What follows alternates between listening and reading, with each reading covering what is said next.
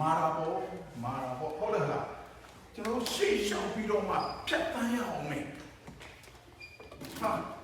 အလုံးမှာဖြတ်တန်းမယ်မိသားစုမှာဖြတ်တန်းမယ်အကဲမှာဖြတ်တန်းမယ်အဲ့ဒီမာနေတဲ့အရာတွေကိုတင်နဲ့ကျွန်တော်ကြိုဖြတ်ပြီးတော့မှ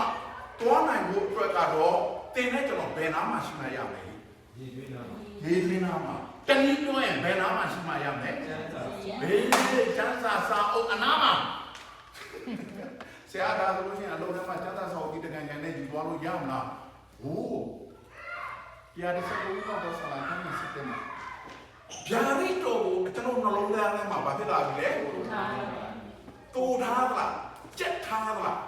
ဆရာကြီးဆရာမကြီးပြောတယ်ကြက်ထားပါနှလုံးသွင်းမှာခင်ဗျားတို့မာချိုးတွေအုပ်ရိုးတွေတွေ့ပြီဆိုလို့ရှိရင်တူထားတာမရှိဘူးဆိုရင်ဘာနဲ့ပဲဖြန့်လေကျွန်တော်တို့ရဲ့ဇာတိသဘောတွေနဲ့ပဲကျွန်တော်တို့ဖြန့်မှာဖြစ်တယ်ယောတာကတော့တန်တော်ပြုဖို့ဖြစ်တယ်ယောတာကဲ့သို့ကျွန်တော်တို့တန်တော်ပြုပြီးဖြစ်ကြရအောင်ဒါဆိုကျွန်တော်တို့ချမ်းသာဖို့နေ့စဉ်ဖတ်ကြရအောင်ကျွန်တော်ဒါလေးတော့ကျွန်တော်ပြောချင်တယ်ဒီမှာရှိတဲ့ကျွန်တော်ချစ်တဲ့ညီကိုမောင်မနော်ဖတ်ကြရအောင်ညီကိုမောင်မတို့နော်ဖတ်တဲ့ဆရာနားတယ်ဆရာမတွေကိုမေးပါငါအများကြီးရှိတာလေဟုတ်တယ်နော်ကျွန်တော်ရဲ့အသက်တာလေးထဲမှာโอเคဒါကတော့ယောသရဲ့အသက်တာဖြစ်တယ်နောက်ချက်ကျွန်တော်နောက်ပြောက်ရဲ့အကြောင်းလေးကိုကျွန်တော်ပြောချင်တယ်ဘာလို့လဲကျွန်တော်တို့ရဲ့အသက်တာမှာချမ်းသာကိုဟုတ်ပြီဆရာကြီးချမ်းသာဆောင်လည်းရှိပြီချမ်းသာလည်းဖတ်ကြပါလေဟုတ်တယ်လားဒါပေမဲ့ဖတ်ပုံဖတ်နည်းလေး prophet ကြီးရေစကြီးလားကျွန်တော်တို့ဒီဘာလို့ကိုသိသွားတဲ့အခါမှာပထမတစ်ပုဒ်မှာတော့ဒိန်လာလို့ပါသွားတယ်ဒုတိယတစ်ပုဒ်မှာတော့ကျွန်တော်တို့ရေစကြီးလားလို့ပါသွားတာရေစကြီးလားငယ်ငယ်လေးနဲ့ဖတ်ပြီးတော့နောက်ဆုံးမင်းတဲ့ယောရှိရဲ့ယောခတ်ရဲ့ယောရက်ကရဲ့ရေခေါ်ရဲ့ဇေဒကိသူကဇေဒကိလက်ထက်မှာသူကဖန်ဆီးခေါ်ဆောင်ခြင်းကိုခံသွားတာအဲ့ဒီအချိန်မှာဘာဘူးလို့ကဣသရေလကိုလာပြီးတော့မှအုပ်ဆိုးနေတဲ့အချိန်ဒိန်လာတော့ဖတ်သွားပြီအဲ့ဒီအုပ်ဆိုးနေတဲ့အချိန်မှာကြံခဲ့တဲ့လူတွေကဟေးငါတို့ကတော့ဘာဘူးလို့အုပ်ဆိုးကြုံငါတို့တော့မခံဘူးငါတို့ပြန်တိုက်မယ်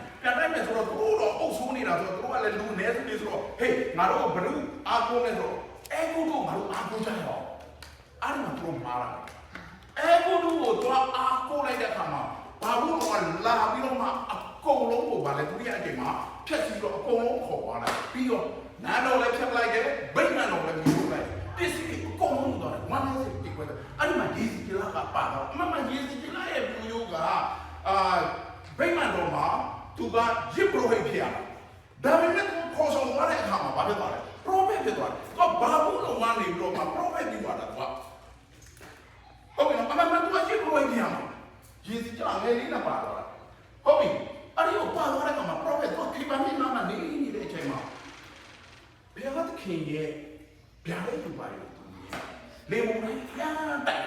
အဲ့ဒီမှာဖာလိုက်စီးလဲပြီးတော့မှတတ်တော်ဒီဘုံနဲ့သူကြီးတယ်ဟာ